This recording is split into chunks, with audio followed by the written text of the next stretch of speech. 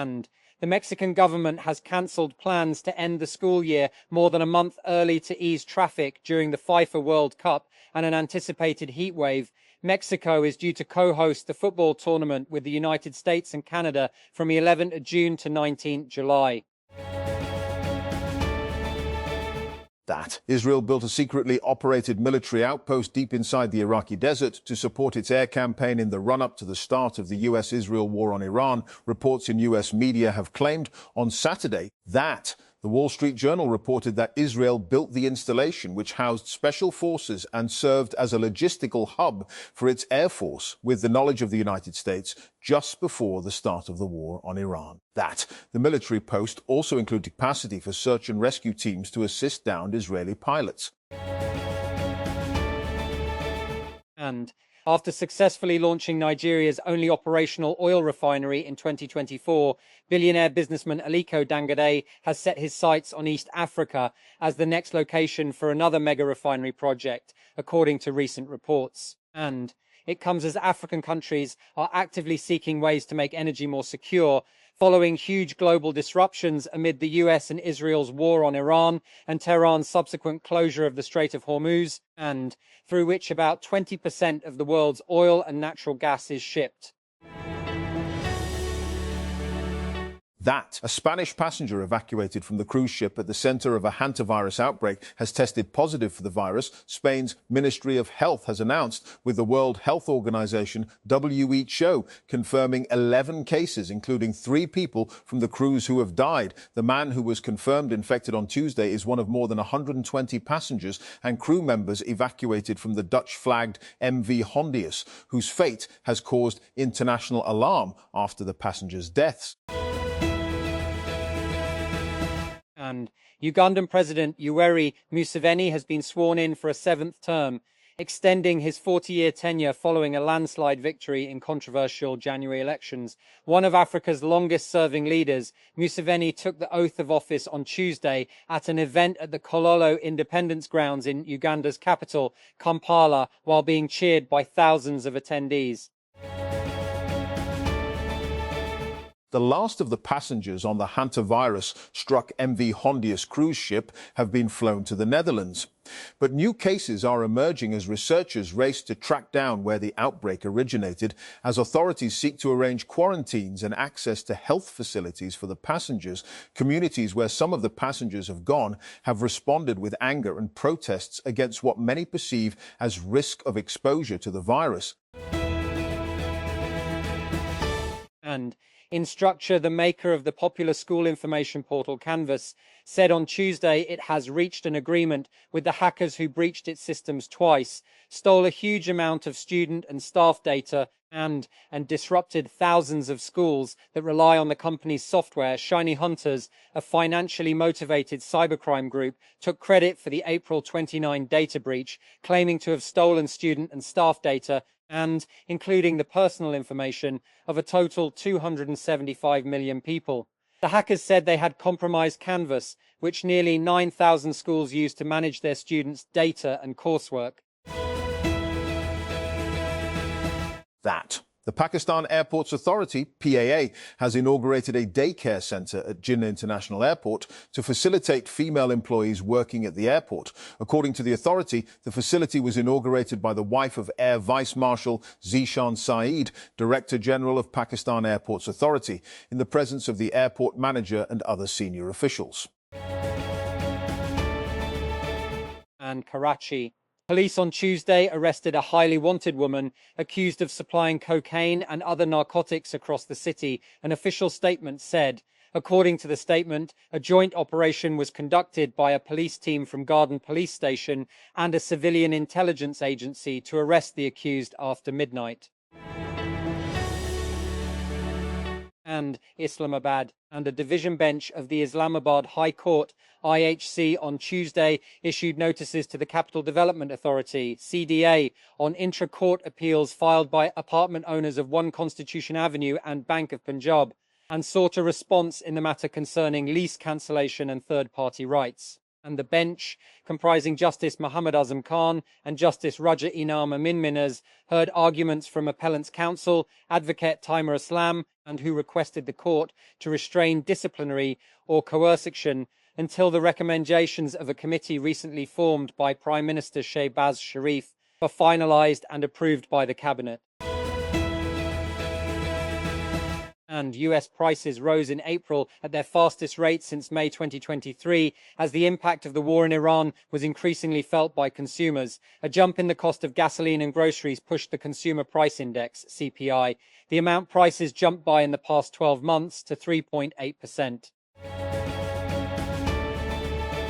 And Islamabad, Pakistan has rejected allegations that it had sheltered Iranian military aircraft from potential United States strikes, as the fragile ceasefire it helped broker between Washington and Tehran appears increasingly at risk. And the Ministry of Foreign Affairs statement on Tuesday came hours after US President Donald Trump said the month-old truce was on massive life support, as he dismissed Iran's latest peace proposal as a piece of garbage that he had not even finished reading. That who Manchester City versus Crystal Palace what? English Premier League where Etihad Stadium in Manchester, England, U19-13 at 8 p.m. 19 GMT. How to follow? We'll have all the build-up on Al Jazeera Sport from 16. That GMT in advance of our live text commentary stream. Second place Manchester City kept themselves alive in the Premier League title race with their solid home win over Brentford on Saturday. That but league-leading Arsenal's controversial win at West Ham United the following day again pegged City behind in the two-team fight for the trophy. That the United States-Israel war on Iran has disrupted global supplies of energy, fertilizers, medicines, and even helium, devastating economies around the world. Now it's also threatening Wales off the coast of South Africa. And Spotify's yearly Wrapped recap provides users a glimpse into their favorite artists and what they listened to most that year, as part of its 20th anniversary celebrations. And the streaming service is now releasing a limited time feature that surfaces various facts about users, such as when they joined the app, the first song they streamed, their favorite artist, and a playlist of their most streamed songs. And users can access this feature by opening Spotify and searching for Spotify 20 or Party of the Year, or by visiting this link. And potholes are a pesky problem. Just ask scooter company Lime, which listed them as an official risk to its business in its IPO filing last week. History is littered with claims that technology can help solve or blunt the problem of potholes, and still they persist. But as cars become increasingly laden with advanced sensors, they are becoming a tool that can quickly alert cities to potholes and other municipal problems. And TikTok announced on Tuesday that it's launching TikTok Go, a way for users to discover and book hotels, attractions, and experiences directly within its app. The new offering is launching in the US and is available to users 18 years and older. And TikTok Go surfaces lodging and things to do through videos, search, and location pages. When users find something they're interested in, they can view details, check availability, and complete a booking. And the new feature is made possible through partnerships with including Booking.com, Expedia, Viator, Get Your Guide Tickets, and Trip.com. And new types of design tools such as Perplexity-owned Visual Electric, Figma-owned Weavy in popularity in the last few years, thanks to AI.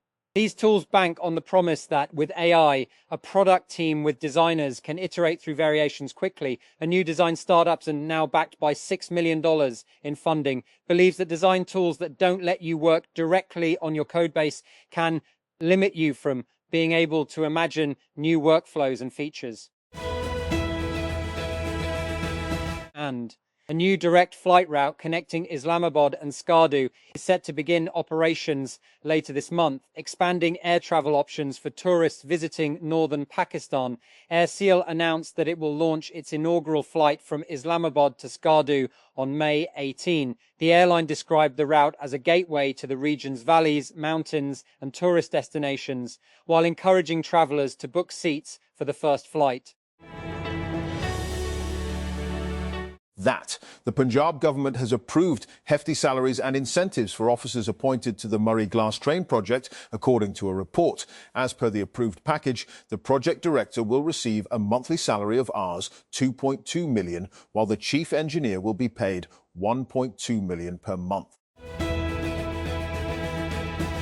And the government of Pakistan is moving ahead with a major digital reform for pension verification through a state-of-the-art app-based proof of life system for federal and provincial pensioners. Sources told Pro-Pakistani that the State Bank of Pakistan has been asked to issue strict instructions to all commercial banks for integration with NADRA systems. That the Federal Board of Revenue, FBR, has introduced stricter conditions for the registration of international non-government organisations. Iron goes with the tax authorities in Pakistan under a new notification issued through SRO 836/2026. Draft amendments have been proposed to the Income Tax Rules 2002, aiming to enhance the verification and documentation process for Iron goes seeking registration or e-enrolment. And Punjab Traffic Police has ordered a province-wide crackdown against traffic violations, directing officials to ensure strict enforcement of traffic laws across all districts. According to an official directive issued by SSP headquarters Syed Nadeem Abbas, all chief traffic officers, CTOs, and district traffic officers, DTOs, have been instructed to ensure 100% implementation of traffic regulations. That Feroz Khan believes criticism for the sake of criticism is detrimental for artists. In a lengthy note posted on Instagram on Tuesday, the actor said people who had no knowledge or insight into the craft were on YouTube reviewing dramas. And there is no sign of a larger hantavirus outbreak after the evacuation of the last passengers from a disease-stricken cruise ship, the head of the UN Health Agency has said. But the World Health Organization's chief Tedros Adhanom Ghebreyesus warned the situation could change and there could still be more confirmed virus cases. And Uganda's President Yoweri Museveni, 81, has been sworn in for a record 7th consecutive term following his landslide victory in disputed elections in January, extending his tenure as one of Africa's longest-serving rulers. Heavy security, including armoured tanks, were deployed in the capital, Kampala, ahead of the inauguration in what police said were measures intended to maintain public order. That Amazon Ring, facing a surge in customer support calls during last year's season, evaluated more than 40 AI voice vendors before choosing startup Vapi to handle its inbound phone traffic. Today, Ring routes 100% of its inbound calls through Vapi's platform. That deployment helped Vapi raise a $50 million Series B led by Peak 15 Partners at a valuation of around $500 million after investment, according to a person familiar with the matter. And Daniel Stenberg said Anthropic's Mythos bug hunting model found only one confirmed low-severity vulnerability in SURL after scanning the project's codebase. In a blog post, Stenberg said the results did not support the strong marketing around the AI model. He said he saw no evidence that Mythos identified issues at a higher or more advanced level than existing AI code analysis tools. Stenberg described the rollout around Mythos as an amazingly successful marketing stunt. That Google said it has seen the first evidence of cyber criminals using AI to create a zero-day vulnerability. Politico reported. Google reported the findings to the unnamed company affected by the flaw before releasing its report. The company later issued a patch to fix the issue. That the Sindh government has released full funding for the long-delayed Munawar Chowrangi underpass project in Karachi as authorities push to complete the infrastructure scheme by June 30. Karachi Mayor Mortaza Wahab announced that the entire amount required for the project has now been released to the Karachi Development Authority, KDA, to ensure completion of the underpass and opening for traffic before the deadline.